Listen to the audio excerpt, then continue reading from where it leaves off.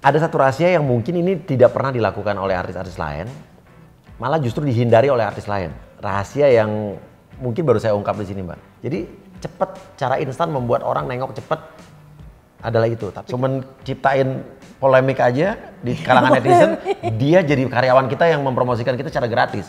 Tapi itu booming, Mbak. Orang jadi berdebat dengan kata kangen dan kata rindu. Itu video klip baru 3 hari udah 1 juta, Mbak. Jauh sekali rumahmu, kangen, rindu. Bahasanya kurang alay apa kan? Kurang norak apa, tapi itu bahasa sehari-hari.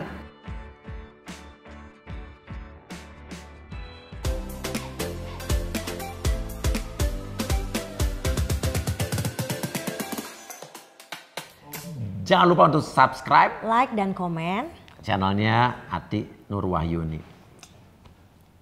Mas Uya artis udah papan atas banget, udah malang melintang segitu lama dan banyak banget acara-acaranya tuh yang sukses. Sekarang juga mengembangkan YouTube-nya, semua anak-anak juga, bukan hanya Mas Uya, Mbak Asrid, Nino, semuanya tuh sering banget trending kan. Nah itu gimana sih Mas, rahasianya apa sih? Ada satu rahasia yang mungkin ini tidak pernah dilakukan oleh artis-artis lain, malah justru dihindari oleh artis lain. Oh iya? Apa tuh? Ini rahasia yang mungkin baru saya ungkap di sini, Mbak. Jadi setiap kita buat satu program, mau di TV, di YouTube, atau bikin bisnis, atau anak-anak keluarin single, saya menciptakan netizen, Mbak. Saya senang dengan bulian. Oh gitu. Karena bulian itu justru kita ciptakan, Mbak. Jadi kalau kita ngeluarin misalnya kayak kita ngeluarin program nih, yang pertama kali justru komentar jelek itu adalah saya sendiri, Mbak. Saya punya tim yang membuat komentar jelek untuk karya saya sendiri. Sampai nanti ada pro kontranya, Mbak. Sampai netizen lain terpancing. Jadi rame, orang nengok lihat ke acara saya. Dan di saat netizen rame-rame ngelihat ke acara saya karena udah dibully, acara itu saya perbaiki. Sehingga orang nikmat nontonnya, Mbak. Dan itu acara itu bisa bertahan lama. Jadi cepet, cara instan membuat orang nengok cepet adalah itu. Tapi kita jangan lupa karya kita saat orang nengok harus bisa dinikmati. Kayak contohnya yang paling baru aja lagu Cinta kemarin. Cinta belum keluarin lagu ciptaan dia terbaru judulnya Ngangenin. Dengernya aneh nggak Bang ngangenin? Ngangenin, aneh kan? Iya. Keanehan itu yang justru sengaja diciptakan oleh Cinta, hasil diskusi dengan saya. Dan itu saya masukin ke akun-akun gosip lagunya. Saya buat netizen sendiri yang menghujat lagu itu. Norak katanya ngangenin, kenapa nggak rindu aja? Tapi itu booming, Mbak. Orang jadi berdebat dengan kata kangen dan kata rindu. Promosi gratis, habis itu orang nonton. Itu video klip baru 3 hari udah 1 juta, Mbak, yang nonton. Padahal Cinta bukan penyanyi yang udah ada di label musik gitu, yang label gede-gede gitu kan. Jadi seperti itu. Oh, rame, kangen, norak lo Cinta gini. Tapi orang habis itu dengerin kok enak lagunya gitu. Dan saya sendiri yang menciptakan netizen itu, Mbak. Yang mancing, karena netizen Indonesia tuh gampang banget dipancing. Jadi kalau diperhatiin kita bikin satu komentar jelek pakai nama orang lain, justru saya bukan membagusin komentar jelek dulu. Itu yang lain tuh ikut kepancing, ikut komentar tanpa dia ngelihat dengan kata-kata yang sama dengan yang paling top komen atas, Mbak. Itu netizen Indonesia segitu gampang diprovokasi. Tapi orang akhirnya nengok, akhirnya enak juga lagunya. Akhirnya di TikTok rame. Akhirnya orang ngedengerin. Noraknya di mana kata-kata itu pasti dengerin enak. Padahal kata kangen itu udah ada di lagunya Yovie Widianto dari zaman dulu yang Seandainya Kau Bisa Terbang. Jauh sekali rumahmu, kangen, rindu. Bahasanya kurang alay apa kan? Kurang norak apa, tapi itu bahasa sehari-hari. Tapi lagunya enak. Tapi itu saya ciptakan menjadi polemik, Mbak. Jadi orang-orang bilang katanya keluarin single itu butuh dana miliaran, ratusan juta buat promosi, bayar promosi. Saya emang enggak, Mbak. Cuman ciptain polemik aja di kalangan netizen, dia jadi karyawan kita yang mempromosikan kita secara gratis. Iya, betul. Dari dulu saya gitu. YouTube, kadang-kadang di YouTube, Mbak. YouTube sengaja saya kasih sesuatu hal yang membuat orang jadi komentar, Mbak. Entah ada bubble salah nulis, bahasa Inggrisnya di ngacoin, jadi seolah-olah kita cacat gitu, Mbak. Misalnya kayak tulisannya what's your name, kita kasih bubble what's your name-nya NEM, seolah-olah kayak orang jadi nyela. Ih, norak banget bahasa Inggris, nggak bisa bahasa Inggris. Saya sengaja, Mbak.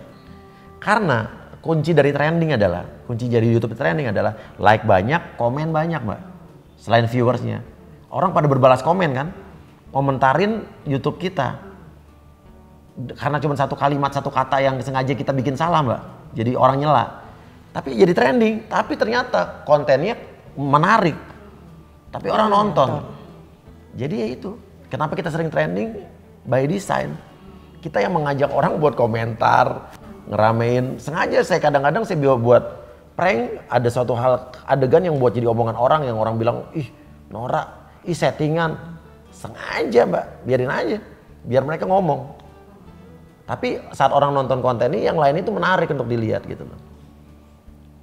Trending. Makanya kenapa kok Nino, Uya, Cinta trending mulu dibanding artis-artis yang subscribernya udah belasan juta, lebih sering trending kita gitu. Karena konten kita menarik, tapi orang kita buat nengok dengan strategi, nggak tahu tuh strategi licik apa strategi itu menurut saya cerdas sih, Mbak. Nggak bayar orang kita buat promosi, kita nggak perlu iklan, nggak perlu ads, ya udah gitu aja udah. Karena kita tahu netizen Indonesia tuh demen yang terus drama. Demen ngomongin orang, demen ngejelekin orang, Mbak. Nah justru kita kadang-kadang suka nyempilin hal yang jelek di konten kita untuk diomongin. Makanya ada Lambe Tura sukses di Itu Indonesia. kuncinya. Kalau artis lain kan nggak mau dibully.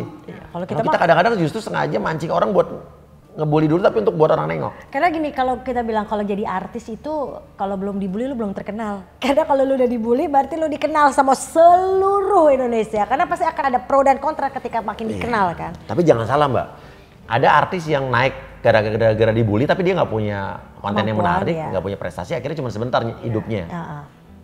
Nah, kenapa kita bisa bertahan lama? Karena saat orang ngebully satu karya kita, yang dibully itu 5%, tapi 95% adalah sebuah hal yang bisa dinikmati. Orang nengok, jadi kita cuma ngepakai 5% bulian itu buat orang nengok dulu aja. Buat promosi aja. Promosi, orang nengok, nonton, tapi pas ditonton, bagus, menarik, S3 lucu. marketing. S4 malah. S10 kan? Tapi Mas Uya banyak juga dipertanyakan sama orang nih ya. Kayak kita nih di marketing ya. Sekarang kan banyak sekali orang artis tuh viral karena suatu hal yang negatif. Banyak juga orang akhirnya pada saat dia viral walaupun itu negatif dia mendapatkan endorse. Kalau menurut Mas Uya gimana? Kalau saya nggak setuju dengan hal yang negatif untuk menciptakan image negatif dalam arti kata sesungguhnya Mbak. Kalau kita buat suatu hal yang orang bully kita tapi kita image-nya nggak negatif, cuman ibaratnya cacat-cacat yang lucu-lucu gitu doang, nggak apa-apa Mbak. Karena kita tetap punya karya yang 95%-nya itu sebenarnya karya bagus, menarik dan kita tetap punya kelas Mbak.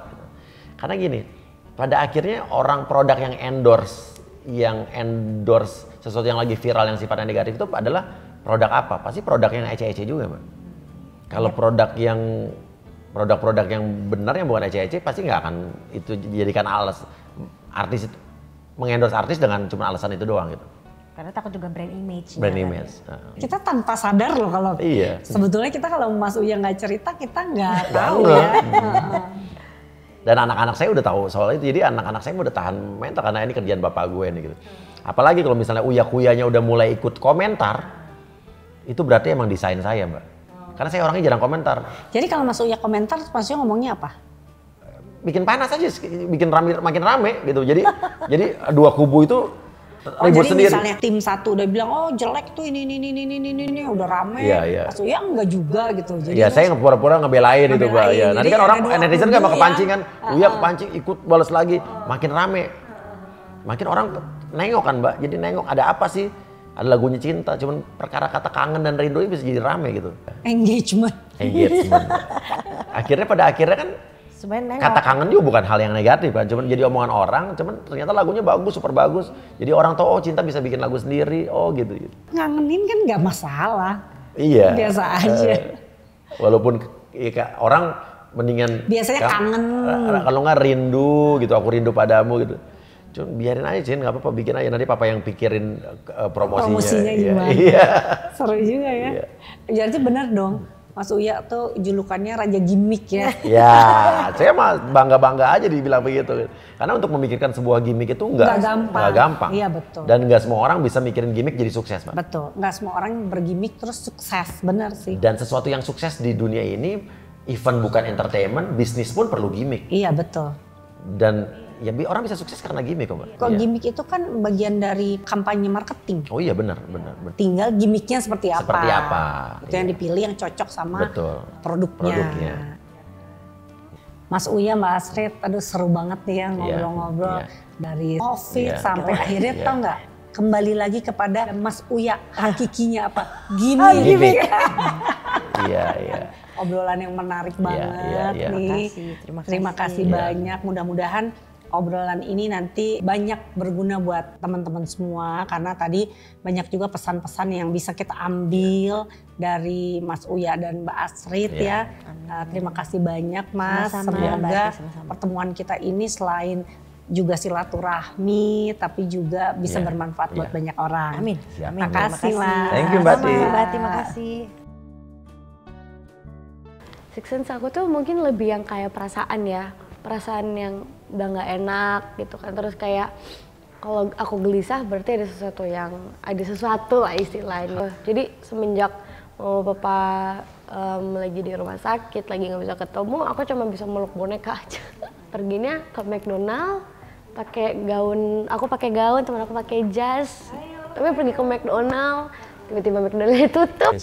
Biasanya ada orang tua di apartemen di rumah. Sekarang bedanya nggak ada. Ayo itu juga ya pengen ngejeng tapi siapa juga.